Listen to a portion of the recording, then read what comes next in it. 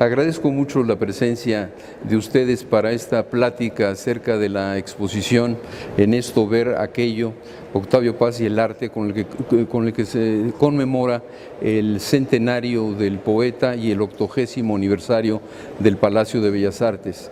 En especial saludo a Manuel y a Meche Felgueres, me honra mucho que estén aquí presentes y pido un aplauso para el maestro Felgueres, que es una de las grandes estrellas, no solo del arte mexicano, sino del arte abstracto internacional. Muchas gracias, Manuel. Gracias, Meche. Bueno, esta es una exposición que consta de 228 obras provenientes de 93 museos de Estados Unidos, Canadá, Europa, Asia y México, y desde luego colecciones privadas. Y una exposición de esta envergadura ha sido posible, y debo decirlo para empezar, gracias a la fortaleza de las instituciones culturales de México, que ha sido recuperada con el regreso del embajador Rafael Tovar a la presidencia de Conaculta. Quiero hacer un reconocimiento entonces al embajador Tovar y al apoyo también de María Cristina García Cepeda, la directora general del Instituto Nacional de Bellas Artes, a Ricardo Cayuela, que es el director de publicaciones de Conaculta, pero también fue quien coordinó todas las actividades del centenario de Octavio Paz, y desde luego a Miguel Fernández Félix, el director de este museo del Palacio de Bellas Artes, y a todo su equipo de trabajo, y todos ellos han hecho posible esta magna exposición conmemorativa del centenario de nuestro Premio Nobel de Literatura. Octavio Paz, dentro de su vasto horizonte intelectual, asignó un lugar privilegiado a las artes visuales. Su interés en la pintura y la escultura abarca desde las creaciones mesoamericanas hasta el arte tántrico, con especial énfasis en las vanguardias artísticas del siglo XX de Europa y América, el cubismo, el abstraccionismo, el surrealismo, el expresionismo abstracto. Las reflexiones de Paz sobre arte son las de un poeta. Él no pretendió conformar una teoría, sino compartir una experiencia. El propósito central de la exposición En esto ver aquello, Octavio Paz y el arte, es plasmar esa experiencia estética con el fin de crear un diálogo multidireccional entre los textos del poeta pensador, las obras expuestas y el espectador. Como el poema, la pintura está hecha de enemistades y reconciliaciones, rimas, correspondencias y ecos, escribe el autor de Los privilegios de la vista. Esta visión inspira el concepto de la muestra, transitar del lenguaje literario a una narración visual alimentada de afinidades y diferencias, analogías y contrastes, conjunciones y disyunciones. Las obras reunidas en la exposición revelan las afinidades selectivas de Octavio Paz, expresadas en sus escritos sobre arte, con la idea de crear una reunión de obras basada en un criterio subjetivo en el que se mezclan épocas y estéticas distintas, exenta de limitaciones temporales o geográficas. Heredero y protagonista de la vanguardia, Paz conoció y entabló amistad con muchos de los artistas incluidos en esta exposición, concebida a la medida del gusto personal del poeta y que tienen como hilo conductor los afectos. Para Octavio Paz, el artista es el traductor universal. El pintor traduce en palabras, en imágenes, y el poeta traduce en vocablos las líneas y los colores, como lo postuló Simónides. Octavio pertenece a esta tradición de la relación de la hermandad entre poesía y pintura. Como la pintura, así es la poesía, decían los antiguos. Y a la vez la traducción de esa es una transmutación, es una metáfora. Al igual que Baudelaire, Paz piensa que la única vía para acceder a un cuadro es la analogía, es decir, la traducción. Partiendo de esa idea, el propósito de la exposición En esto ver aquello, Octavio Paz y el arte, es traducir, como dije, los textos del poeta alusivos a las artes plásticas, al lenguaje museográfico, adaptándolo al espacio expositivo del Palacio de Bellas Artes, que este año celebra su 80º aniversario. Al igual que Baudelaire, que Paul Valéry, que John Cates, Ezra Pound, Federico García Lorca, Javier Villarrutia, Luis Cardosa y Aragón y Wallace Stevens, los escritos de Octavio Paz sobre arte son los de un poeta. La crítica poética de Paz estableció una relación de empatía con las artes visuales para adentrarse en lo que Erwin Panofsky llamó la significación expresiva de la pieza. Ello le permitió captar no solo las cualidades iconográficas, lo que vemos a simple vista de las obras, sino descubrir e interpretar los valores simbólicos de las creaciones plásticas y mediante una intuición sintética, así la llama Panofsky, intuición sintética, introducirse a la dimensión más profunda de la comprensión de las obras, ámbito que el propio Panofsky denominó iconología. No obstante, el Premio Nobel mexicano nunca pretendió elaborar una teoría ni una historia del arte. Nada podemos decir sobre un cuadro salvo acercarlo al espectador para que repita la prueba. La crítica no es tanto la traducción en palabras de una obra como la descripción de una experiencia. Tal es la meta de esta exposición, crear una experiencia tanto para legos como para especialistas. Y en casos privilegiados, esta experiencia se puede convertir en una experiencia estética. Hijo y protagonista de la modernidad artística, Octavio Paz pensaba que todo gran arte es nuestro contemporáneo.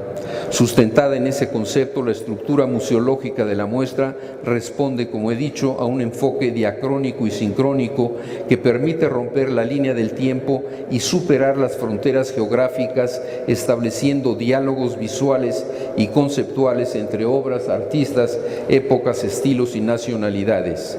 Indisolublemente ligados, los discursos museológico y museográfico se han organizado en dos grandes capítulos, respondiendo a la división hecha en los dos tomos de las obras de Octavio Paz dedicados al tema, titulados Los privilegios de la vista, Arte moderno universal y Arte de México.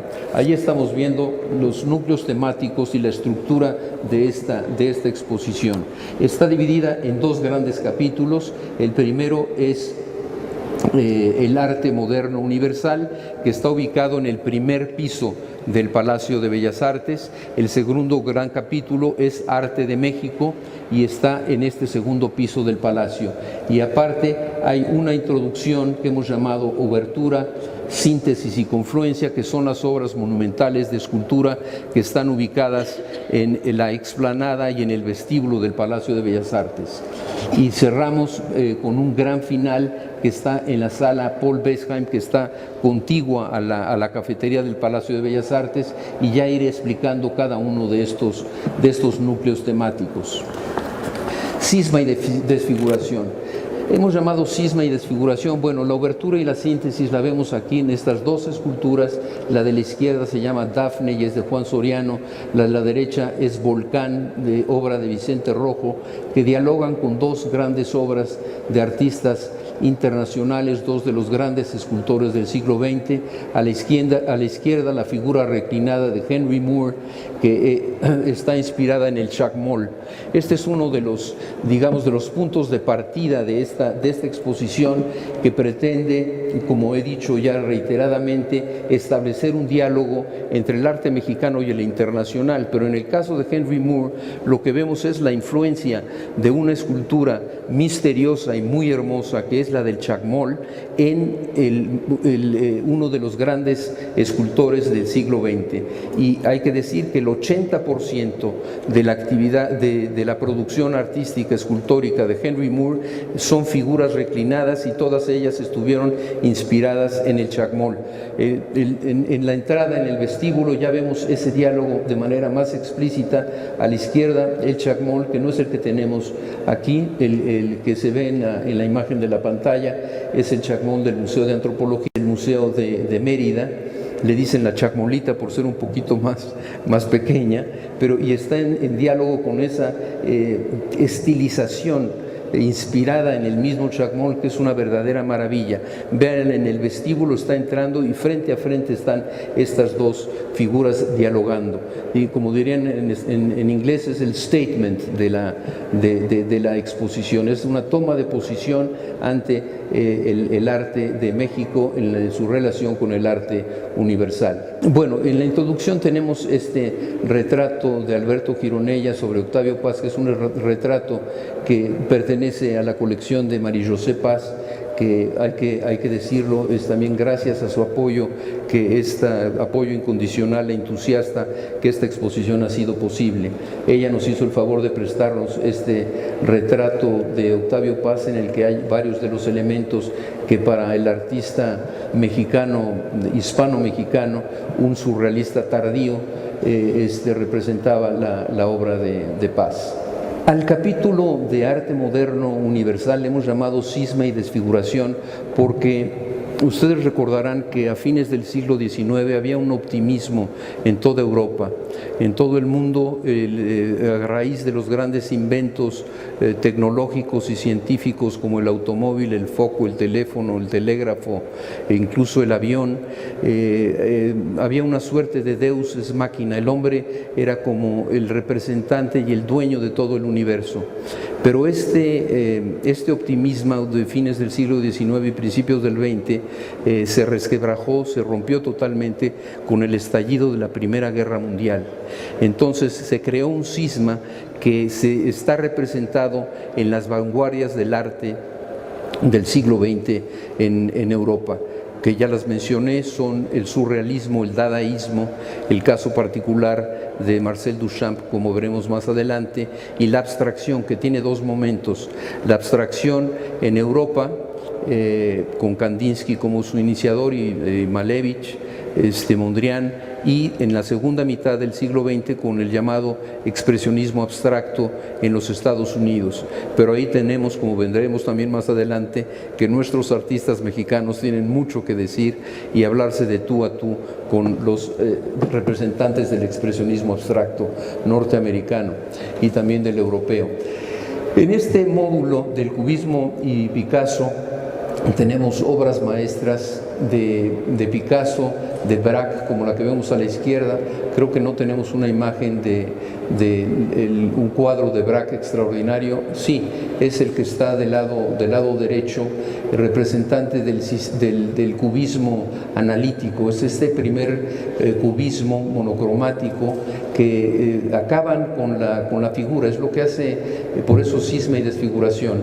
El cubismo, retomando la teoría geométrica de Cézanne, rompe con la idea de la perspectiva que rigió durante toda la historia del arte y especialmente el Renacimiento, con la perspectiva para ver un mismo objeto desde diversos puntos de vista, y esto es uno de los grandes ejemplos de este cubismo analítico.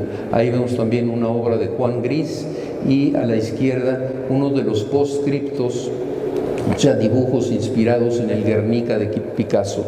Son dos dibujos extraordinarios prestados por el Museo Reina Sofía. Octavio Paz pensaba, antes de pasar a Duchamp, que el arte del siglo XX estaba representado por Picasso, y Octavio Paz se preguntaba si Picasso, que era un prodigio por la gran inventiva y la cantidad de obra que hizo, era eso o era algo más.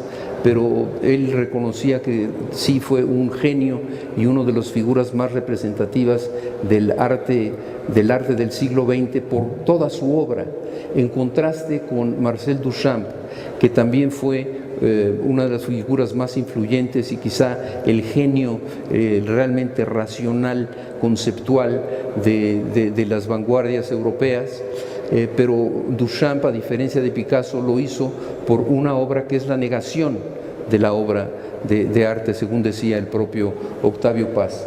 Y aquí vemos dos representaciones que tenemos de sus ready-mades, que eran obras que Marcel Duchamp creó o escogió casi un poco la derecha, casi al azar. Es un ready-made, es un portabotellas, y por el hecho de que él lo dota del carácter de obra de arte es que lo tiene. Pero aquí hay una burla, es el humor, pero como una forma racional, como una forma de crítica profunda a la historia del arte.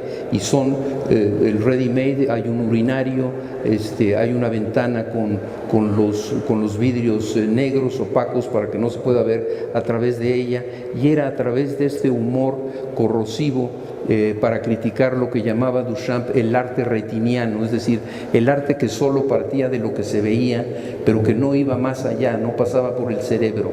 Entonces, a lo que nos invita a esta gran ruptura de Marcel Duchamp, de la que Octavio Paz escribió 2 ensayos fundamentales, es precisamente hacer esta revisión desde el principio de la obra de arte. Y esta de la izquierda es como una pequeña jaula de pajaritos, pero hay unos cubos que parecerían cubos de azúcar, pero no, son cubos de mármol, y la obra se titula ¿Por qué no estornudar? Rose Salavi. Y entonces esto pronunciado en francés es Eros c'est la vie. Entonces Eros es la vida. Entonces aquí es una obra conceptual, por eso Marcel Duchamp es, yo creo, quien más ha influido en la postmodernidad, así como Picasso influyó en el arte moderno del siglo XX. Y Duchamp, la primera obra que concibió fue, otra de sus grandes obras es la llamada El Gran Vidrio, que está atrás de esta fotografía extraordinaria que revela el sentido del humor del artista, ¿no?, que está jugando ajedrez, muy concentrado en las piezas, teniendo enfrente a esta bellísima mujer. Pero El Gran Vidrio, que Octavio Paz lo interpreta, es una de las obras más herméticas del arte del siglo XX, yo creo que de la historia del arte. Y Duchamp de pronto dejó la pintura, dejó el arte, la abandonó, y él dijo, para dedicarse a jugar ajedrez y a respirar, ¿no? Después de su muerte se descubrió el Libro Verde, que es a donde está un poco la explicación de estas obras, y de la otra gran obra que también está en el Museo de Filadelfia, que se llama El Ensamblaje, y que gracias a la buena museografía de Miguel Fernández Félix y de su equipo de trabajo, podemos ver a través de un orificio, como se ve en Filadelfia, una figura de una mujer desnuda sobre unas hojas secas, deteniendo una lámpara prendida, encendida en plena luz del día, y atrás con una fogata. Todas estas son, digamos, es una traducción realista del tema del Gran Vidrio. Y tenemos la oportunidad de ver, no solo ver esta obra, sino escuchar la explicación de Octavio Paz hecha en uno de los programas de la serie titulada Conversaciones con Octavio Paz, que tuve el privilegio de producir y de dirigir. Seguimos con su versión surrealista. Duchamp nunca perteneció realmente a ningún ismo, a ninguna escuela, y él, sin embargo, tanto los dadaístas como los surrealistas lo consideraban de su grupo. En la subversión surrealista hay una gran cercanía a este deseo de cambiar al mundo. Dice Octavio Paz que en el surrealismo se juntan los dos propósitos, el de Marx, que era cambiar al mundo, con el de Rimbaud, que era cambiar al hombre, y que el sustento final, el sustento del arte surrealista es un sustento moral, es una crítica al mundo moderno, y también está alimentado del sentido del humor corrosivo. Aquí hay una selección de obras extraordinarias que ustedes no sé si las hayan visto, pero si no, les invito a recorrer la exposición con más detenimiento. Aquí tenemos 2 muestras de las dos de las surrealistas más importantes que vinieron a México del extranjero, la británica Leonora Carrington, que está a la izquierda, con una obra de finales de la década de los 30, que quizás sea la mejor época del artista, que se llama La Giganta, y a la derecha una obra de Remedios Varo de origen español, que es, por cierto, la portada del catálogo razonado del artista, y es una metáfora de lo que podemos llamar el soplo de luz, porque como verán ustedes, a través de la ventana que está a la derecha de la pantalla hay un rayo de luz que llega y que permite que esta mujer ave, mujer pájaro, pueda pintar, y conectada a su corazón, que es la música, que es un cello. Pero entonces es una metáfora de la creación artística como analogía de la creación universal, de la creación del mundo. Y en medio vemos una obra perteneciente al acervo extraordinario del Museo Rufino Tamayo, que generosamente prestó más de 10 obras del acervo comprado o escogido por Rufino Tamayo, y esta es una obra de Max Ernst. Aquí una obra, que eso es algo muy curioso, es una obra inspirada en Joseph Cornell, pero la autora es Marie-José Paz. Es la esposa, la viuda de Octavio Paz, con quien tuvo una relación amorosa de más de 40 años, en los que no se separaron ni un día, y es una obra, como digo, inspirada en las obras de Joseph Cornell, que son pequeñas cajas, pero decía, unas pequeñas cajas poéticas, decía Octavio Paz de la obra de Marie-Jo. Tenemos más obras aquí, en la izquierda son del conjunto de las obras llamadas Cadáver Exquisito de André Breton, que elaboraba a veces en conjunto con otros pintores surrealistas. En la parte superior al centro es una obra de Alice Raon, que es un retrato de Frida Kahlo, que fueron muy amigas, y abajo un extraordinario paisaje desértico, paisaje metafísico, misterioso, de Yves Tanguy, del Museo de Arte de San Diego. Y a la derecha eso parecería un Magritte, pero curiosamente no hay Magritte en esta exposición, porque Octavio Paz no escribió nunca de Magritte. Seguramente no le simpatizaba, porque hubo una separación entre Magritte y André Breton, se enojaron entre ellos, y como Octavio Paz era muy cercano y un gran admirador de Breton, pues igual por eso no incluyó a Magritte, o no conozco la razón, pero eso no es un Magritte, sino es una obra de Wolfgang Paleg. Aquí una analogía muy interesante también de fotografía. A la izquierda es una obra muy famosa que obtuvo un premio en la exposición surrealista, que es de Manuel Álvarez Bravo, que es la nueva fama durmiendo. Y a la derecha una obra de Man Ray, también de una figura femenina desnuda, ahí con una composición realmente muy erótica y muy alusiva a ese mundo sonriente de Eros, que es al que vamos a penetrar en un momento más. Caminos a la abstracción. Aquí me gustaría cederle el micrófono a Manuel Felgueres, porque él, aparte del gran artista que es, y el gran representante de la abstracción de México y, como digo, del mundo, es el director de un museo de la abstracción que está en el estado de Zacatecas. Entonces tiene una de las mejores y más grandes colecciones de arte abstracto del mundo, y aparte de esto es un gran conocedor por supuesto, de este estilo artístico y de muchos más. Alguien me dijo que Manuel Felgueres es como el Duchamp de fines de siglo, o sea, es un hombre de un talento no solo artístico, sino de una inteligencia y un conocimiento muy profundo del arte.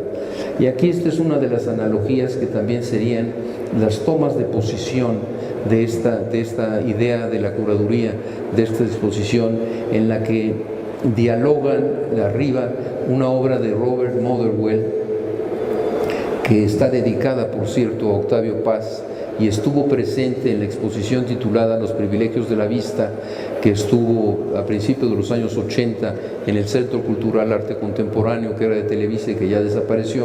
En fin, pero esta obra magnífica de gran formato, que yo cuando la vi se me quedó muy grabada, porque Octavio Paz tiene un poema dedicado a Motherwell que no está inspirado propiamente en esta obra, pero en fin, en toda la obra de Motherwell. Y cuando yo leí ese poema y vine en el año 2000, tú me corregirás, Manuel, 2000 y tantos, que para conmemorar una retrospectiva, pero una exposición impresionante de Manuel Felgueres con motivo de su 80º aniversario, los 80 años de Manuel Felgueres, estuvo incluida la obra que está abajo de la de Motherwell, y es una de las obras de arte abstracto que más me han impresionado en mi vida. Entonces yo me pregunté, a ver, aquí Octavio Paz decía en un ensayo muy importante titulado El ocaso de la vanguardia, que el mercado estaba tomando una posición que no le correspondía para juzgar la calidad estética de las obras de arte. Y entonces yo me pregunté, yo no sé cuánto costará la obra de Motherwell y no sé tampoco cuánto costará la obra de Manuel Felgueres si es que estuvieran en el mercado, que ninguna de las dos están, pero ciertamente hay una diferencia, pues yo diría muy grande y muy injusta entre una y otra desde el punto de vista del mercado. Pero a mí no me interesa, y a Octavio Paz no le interesaba en lo más mínimo el valor que asigna el mercado a las obras de arte, sino le interesaba el valor estético de estas obras. Y ahí tenemos a mi querido Manuel y admirado Manuel junto a Motherwell, ¿no? A quien yo no conocí personalmente, pero Octavio Paz sí, fueron muy amigos, porque Motherwell además era un hombre que tenía una formación literaria importante, un hombre que visitó México y tenía gran amor también por nuestro país, etcétera. Y aquí tenemos un fragmento pequeño del poema de Octavio Paz dedicado a Motherwell.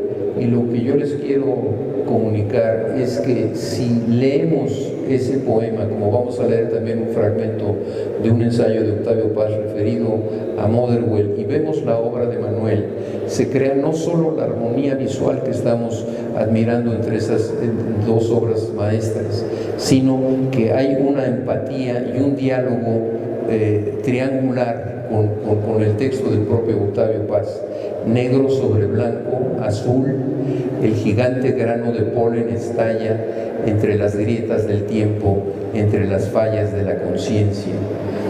O sea, leemos ese fragmento y yo les invitaría a leer el poema completo y hacer el ejercicio de, mientras se lee el poema o se tiene el poema en la memoria, porque además gracias al talento museográfico de Miguel Fernández, que está aquí presente. Miguel, buenas noches, gracias por estar aquí.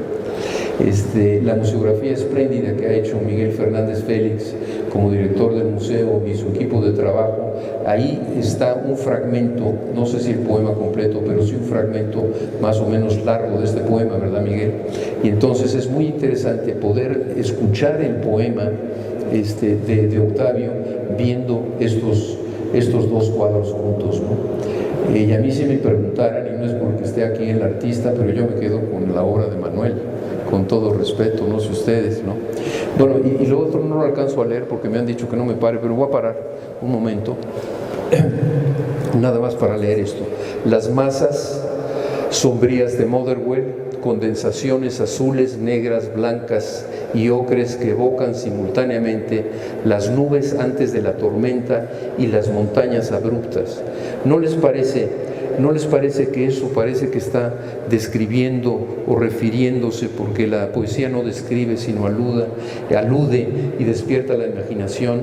Esa es la intención de la poesía, o algunas de las intenciones de la poesía.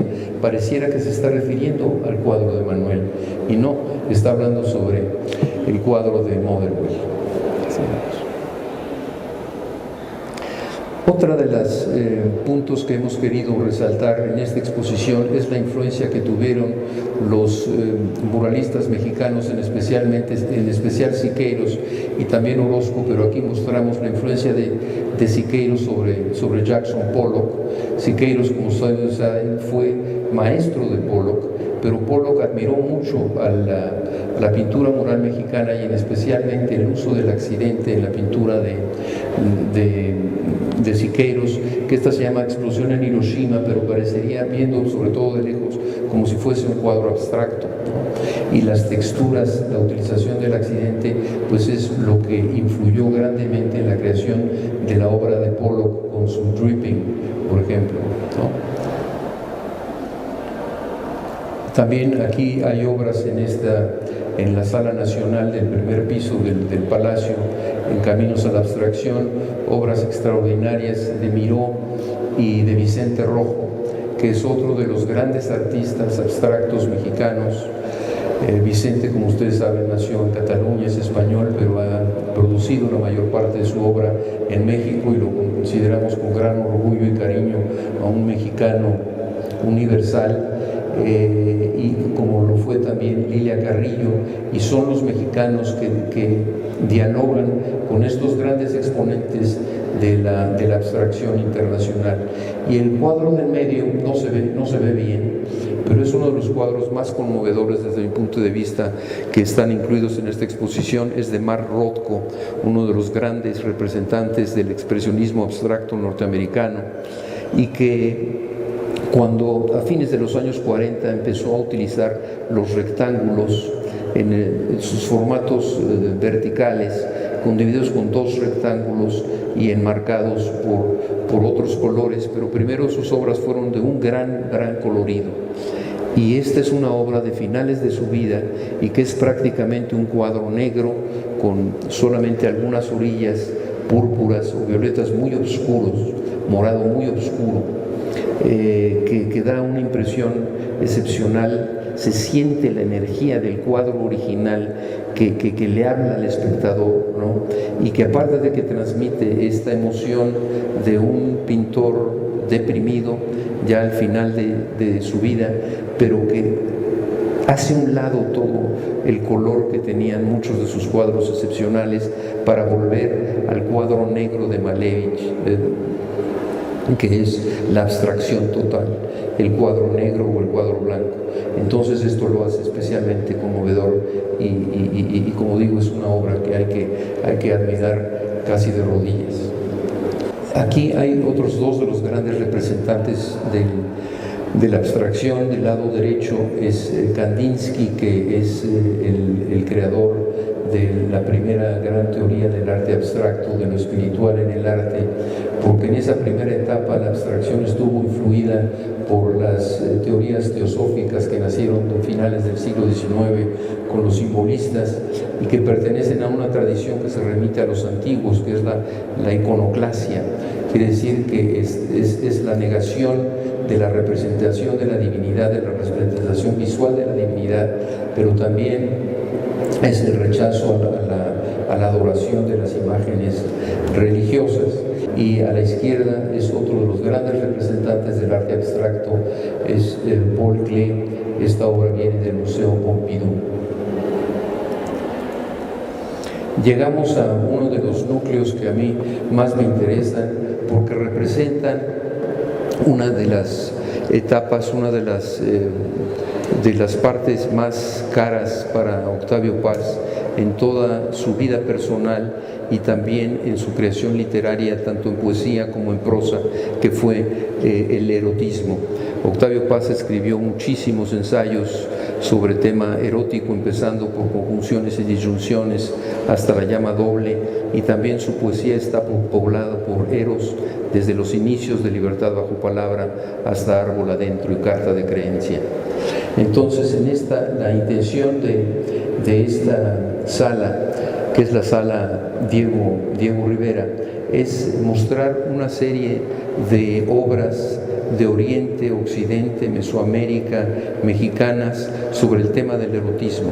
Iniciamos con una obra que produjo el artista británico, nacido en Gran Bretaña, pero también es entrañablemente mexicano, Brian Eason, inspirada en un poema en prosa que se llama Mariposa de Obsidiana y que está incluido en el libro de Águila o Sol, escrito en 1951 por Octavio Paz. Y es un poema en prosa excepcional, y tenemos un fragmento en la museografía que ha hecho Miguel con su equipo del museo de 20-40 segundos, que se los voy a leer, me voy a parar también, perdón. Y esto está leído por una voz extraordinaria, que es la del poeta Eduardo Lizalde, que nos hizo la distinción y el favor de leer este fragmento del poema Mariposa de Obsidiana, que dice: toca mis pechos de hierba, besa mi vientre, piedra de sacrificios, en mi ombligo el remolino se aquieta, yo soy el centro fijo que mueve la danza, arde, cae en mí, soy la fosa de cal viva que cura los huesos de su pesadumbre, muere en mis labios, soy la herida que no cicatriza, la pequeña piedra solar, si me rozas, el mundo se incendia.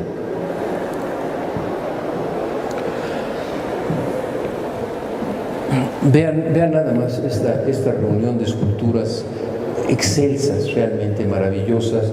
La de la izquierda es una escultura en piedra verde, casi parecería un jade un poco más oscuro. El jade es mexicano, esta es una obra de la India. En fin, aunque hay jade en muchas otras partes del mundo, pero en fin, esta es una obra maravillosa que representa, como todas las esculturas de mujer en la India, a la naturaleza, a la madre naturaleza, la naturaleza con mayúscula. Es la representación de la naturaleza como creadora, como la fertilidad. Y la del centro se llama ninfa celestial, y está muy bien puesto su nombre, y esta es una obra de las obras maestras que nos hizo el favor de prestarnos el director del Nelson Atkins Museo de Kansas, nuestro amigo mexicano Julián Zugazagoiti. Y a la derecha también del Museo de Cleveland está Shiva y Parvati, o Parvati, que es la pareja celestial, la pareja que representa el amor. Shiva es uno de los grandes dioses de la India, de ese complejísimo mundo mitológico que es el de la India, y que es el dios del amor, el dios de la danza, y ahí está con su consorte. Luego, otras de las analogías y contrastes, sobre todo aquí analogía, es con Balthus, que es el autor del cuadro que está a la izquierda y que pertenece al acervo del Museo de Arte Moderno de Nueva York, que ustedes ven la figura de esta muchacha adolescente, que es el ámbito que exploró Balthus con mucho talento y un poquito de perversidad, porque lo que ocurre con Balthus es que después de ver sus cuadros, después de ver su obra, jamás veremos con los mismos ojos a un adolescente o a una puber. Es algo fantástico. Y aquí podemos ver a esta muchacha que está en un sofá, ¿no?, en una posición de dormir o en una posición erótica, y ahí hay un truco de la perspectiva hecha por el propio Balthus, en el que se ve que esa mesa pareciera que invade el cuerpo de la joven, y abajo una niñita también en una posición muy erótica al lado de un gatito que obviamente tiene connotaciones sexuales o eróticas. Y al lado derecho sería un cuadro de Balthus, nada más que está firmada por el mexicano Juan Soriano. Es un cuadro poco conocido pero extraordinario, en el que se ve esta muchacha, también una adolescente, bajando una escalera con connotaciones totalmente eróticas y fálicas, con los dos se llaman niños con palomas, y el niñito que está en la escalera también desnudo, pero la muchacha que baja por la escalera tiene una expresión de perversidad impresionante, ¿no? Y entonces aquí quisimos poner juntos esos dos representantes del erotismo, Balthus y Juan Soriano. Y aquí hay dos muestras de una colección excepcional de pintura en miniatura de la India del siglo XVIII, de posturas eróticas inspiradas en el Kama Sutra. Por si alguien quiere tener algunas ideas, tráigase su lupa y va a ver este prodigio de posturas. Ahora se necesita hacer casi del Cirque du Soleil para poder lograrlas, ¿no? Pero independientemente de eso, es la calidad pictórica, la delicadeza del dibujo, la composición, realmente maravillas.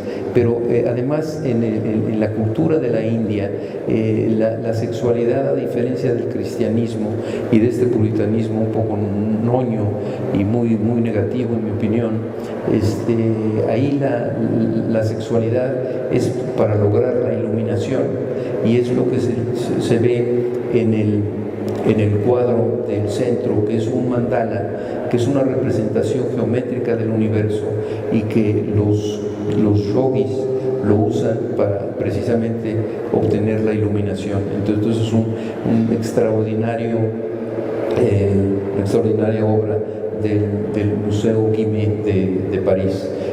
Las miniaturas provienen casi todas del Museo de Nueva York, de Miguel. ¿Cuál es el museo? Es el Museo de Brooklyn, perdón. Y aquí vean nada más este pergamino.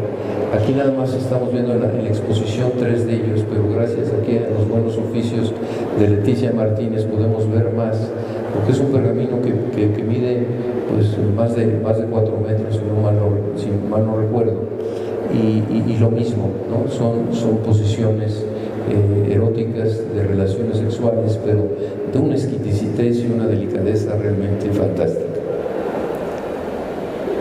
Aquí tenemos la otra analogía con una obra de Balthus que se llama La Falena.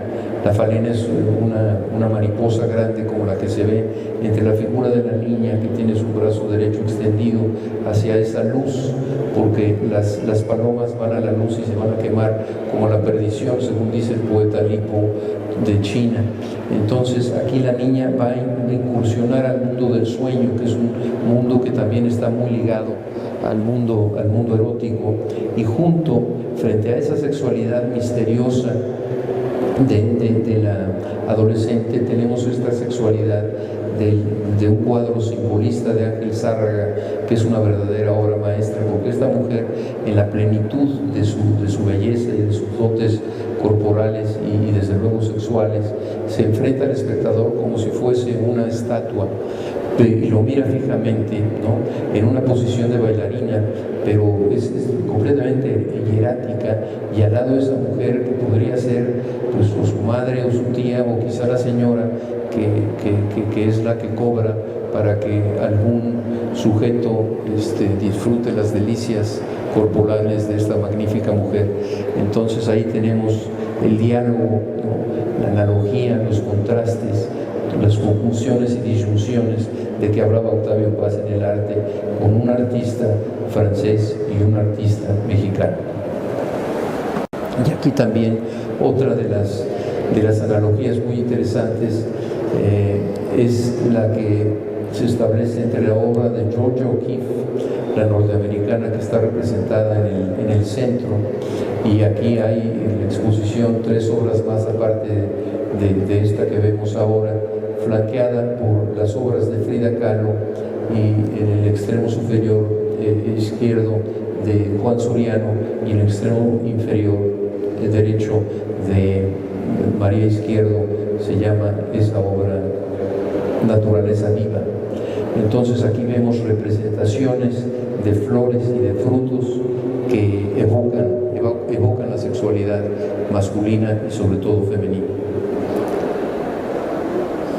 Y aquí también, dentro de todos estos juegos, porque por eso hemos puesto no las lágrimas de Ero como el gran tratadista Georges Bataille del erotismo, sino aquí pusimos la sonrisa de Eros, porque Eros en la poesía de Octavio Paz y el erotismo en general tiene que ser un Eros sonriente.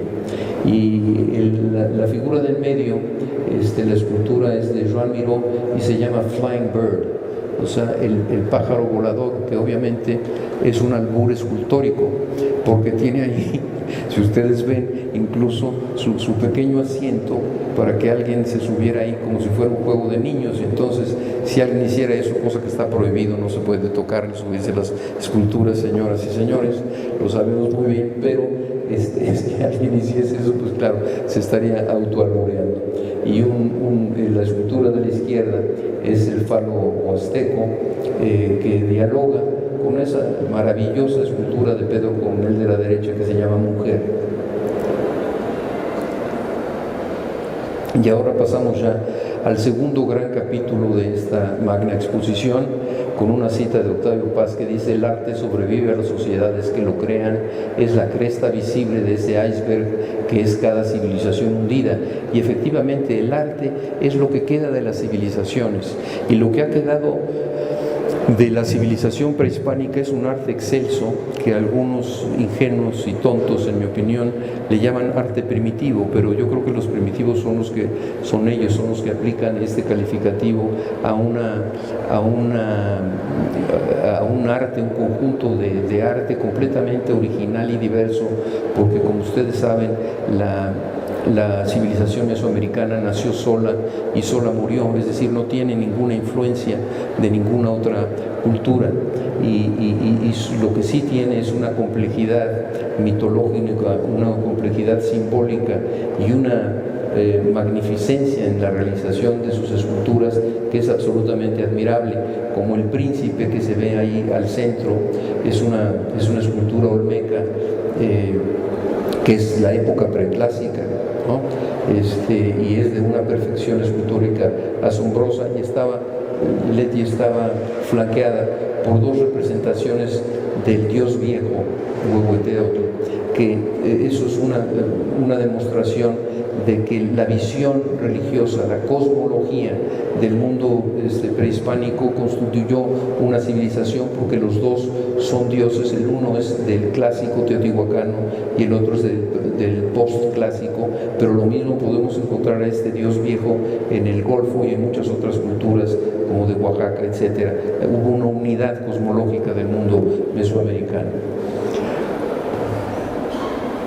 Aquí tenemos una relación interesante entre dos obras abstractas, porque no sé si el maestro Felgueres, que lo sabe todo sobre el tema, haya pensado en que esta obra de la derecha, que es una representación simbólica de Tlaloc, es una prefiguración del arte abstracto, ¿no? Es una almena de Teotihuacán, pero que tiene, pues para mí, ese inmenso valor, y por eso la hemos puesto junto a una obra de Isamu Noguchi que se llama Suspended Not Suspended, suspendido no suspendido, y que se parece más a una obra que no pudimos tener en esta exposición, pero ustedes pueden verla en el Museo de Arte, de Antropología, en la sala de Xochicalco, que es la famosísima escultura de la guacamaya.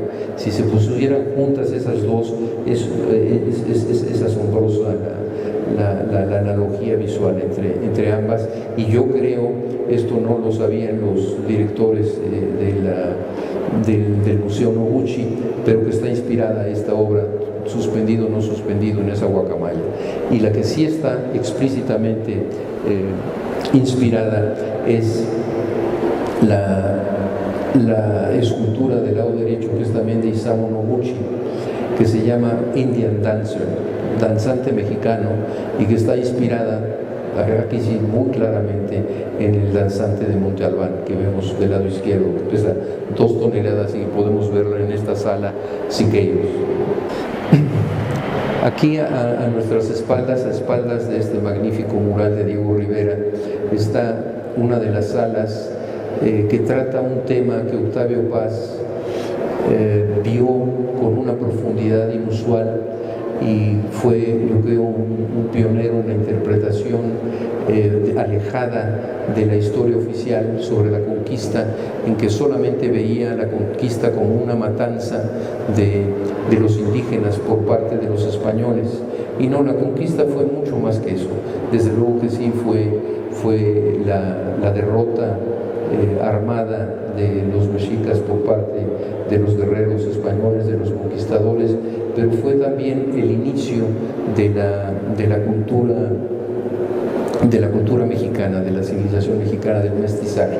Entonces, por eso hablamos de dos conquistas: la de las armas, que es la que está representada en un biombo donde se ve la lucha armada, que es que es un biombo extraordinario del siglo XVIII, propiedad de la señora Vera da Costa, que nos hizo favor de prestarnos esta magnífica obra.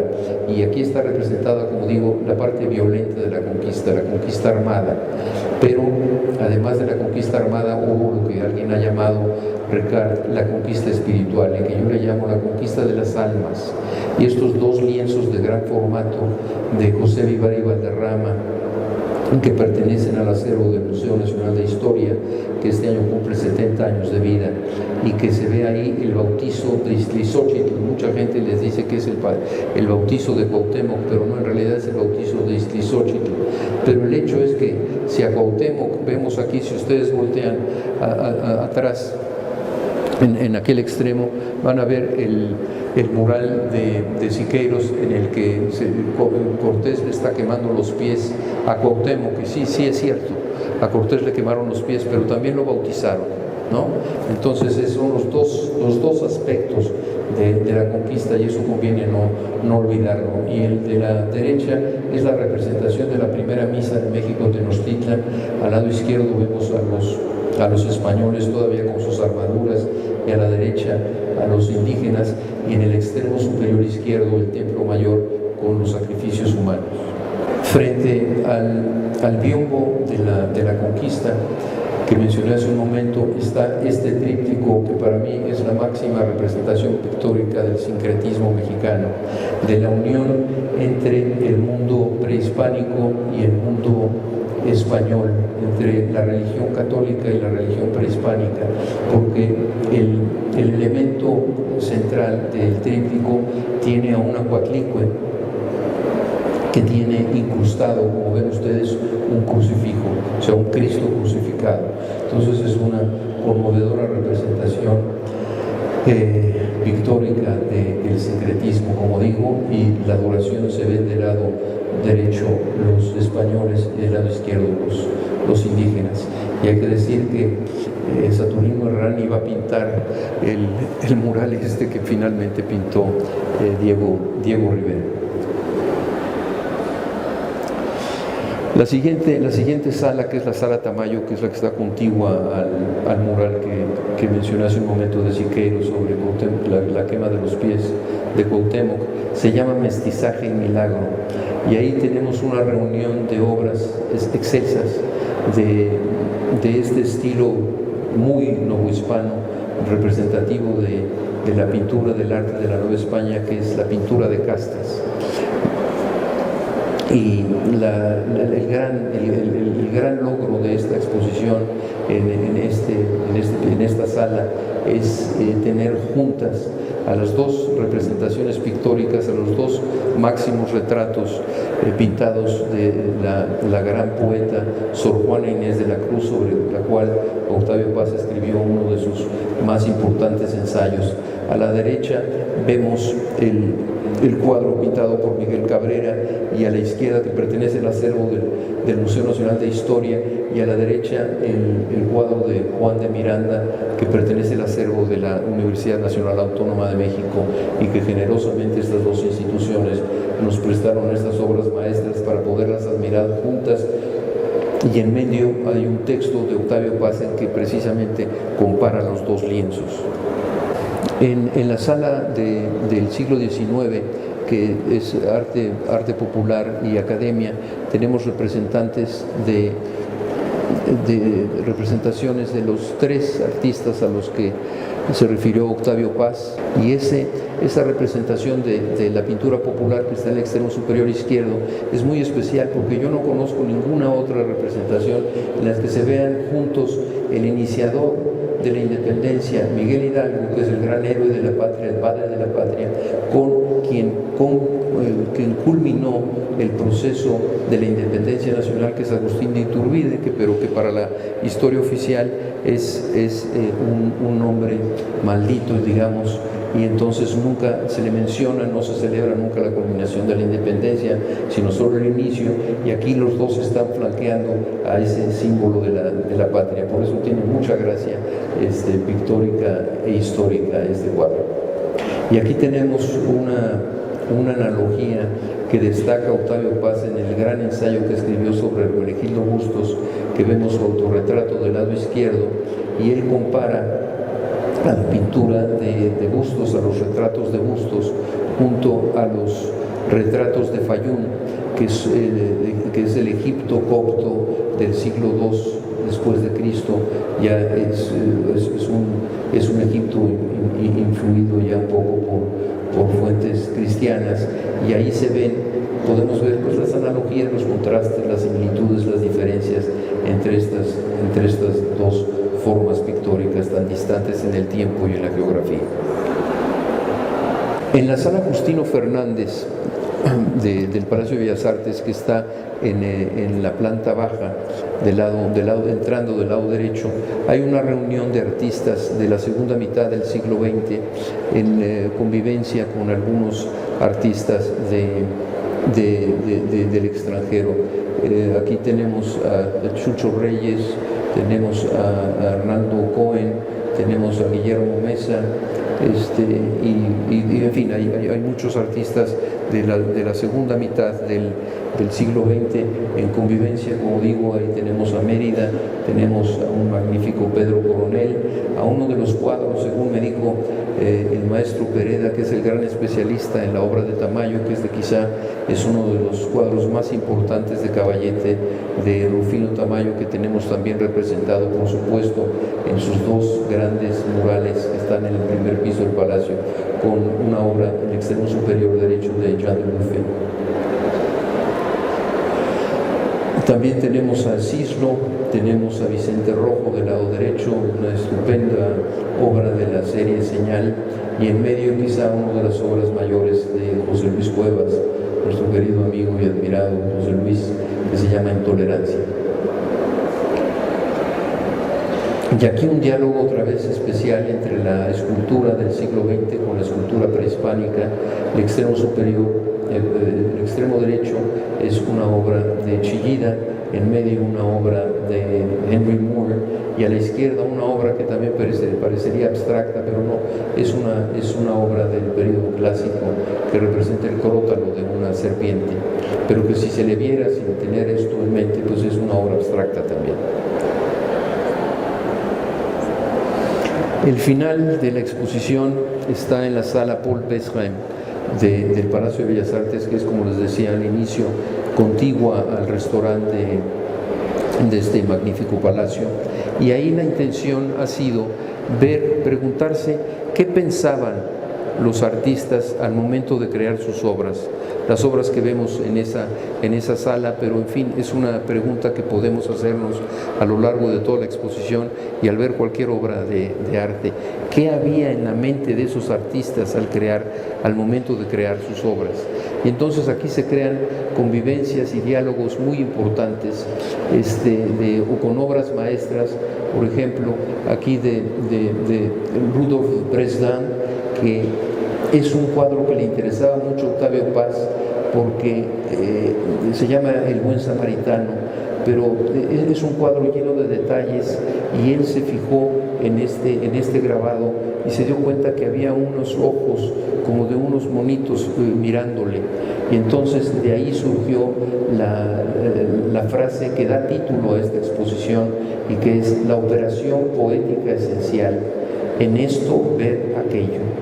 Eso es lo que pensaba Octavio Paz de la poesía. Es un poco una poética, su filosofía acerca de la poesía, y esto está incluido en el ensayo sobre esta obra de Bresdan, que no tiene nada que ver, pero frente a un Tamayo que es de fines de los 40, este magnífico cuadro, que es totalmente vanguardista desde el punto de vista plástico. Sin embargo, todavía tiene este contacto con el nacionalismo revolucionario y se llama Ritmo Obrero. Entonces hay el contraste entre la parte ideológica de Tamayo, de la cual se separó a principios de los años 50, con ya esa modernidad artística. Y aquí dos cuadros de dos artistas espléndidos. El de la izquierda es de Richard Dadd.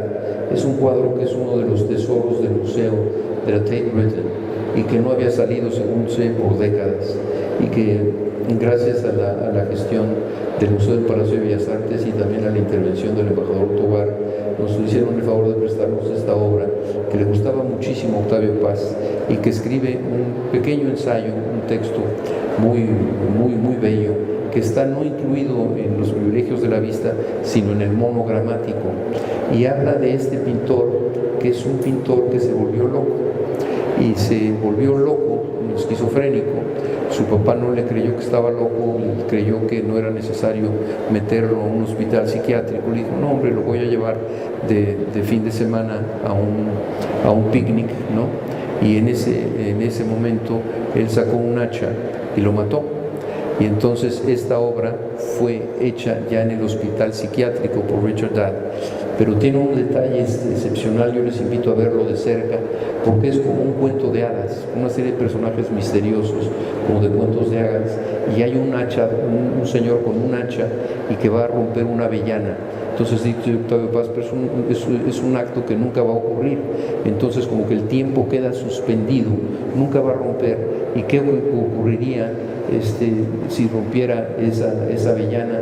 ¿Se rompería el hechizo? No se sabe. Entonces el tiempo suspendido, y es la magia de la imaginación, pero de la imaginación de un hombre que estaba loco. Entonces también esto implica un problema, digamos, de orden filosófico, de la estética, que hasta qué punto se puede considerar que un loco puede ser un artista. Pues sí, porque al lado tenemos también una obra de un loco que se volvió pintor, que es Martín Ramírez. Hubo una gran retrospectiva a fines de los años 80 en el Centro Cultural Arte Contemporáneo de este artista, que también le atrajo a Octavio Paz porque era un hombre que salió como migrante del estado de Jalisco, donde nació, llegó al sur de los Estados Unidos y de pronto dejó de hablar porque no sabía ni una palabra de inglés. Y entonces el hombre no se comunicaba.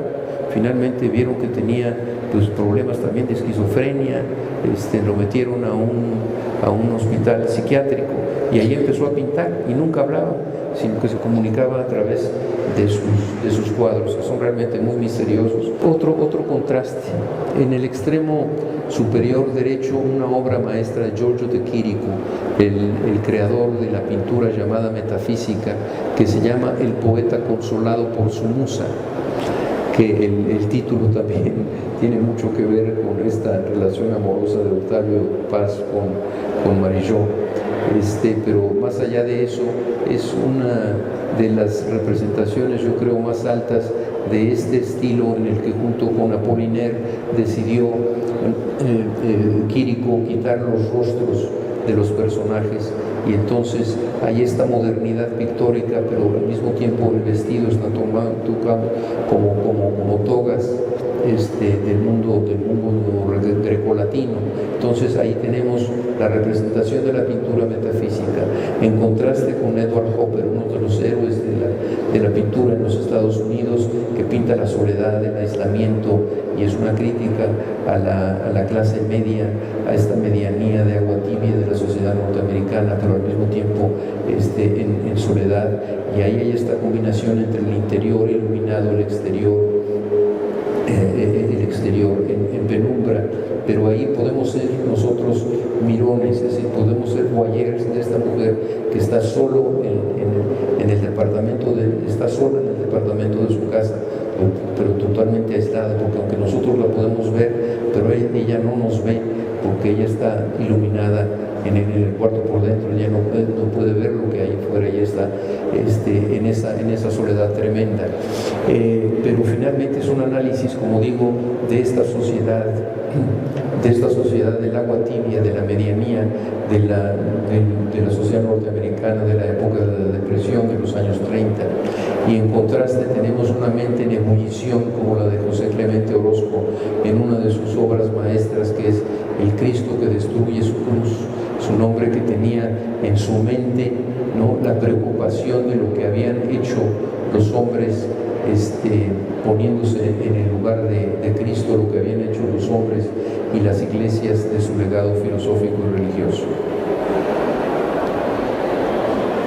Aquí esto es muy curioso, porque el lado izquierdo parece una figura reclinada de Hemingway Moore, pero no, es un dibujo también de Chirico, de Giorgio de Chirico, y a la derecha parecería un de Chirico también, pero está firmado curiosamente por David Alfaro Siqueiros.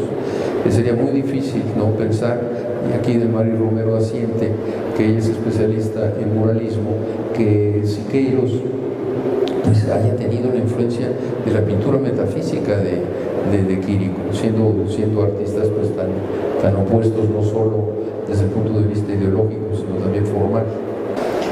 Aquí son dos obras maestras espléndidas. La de arriba es de un coleccionista muy generoso y muy conocedor.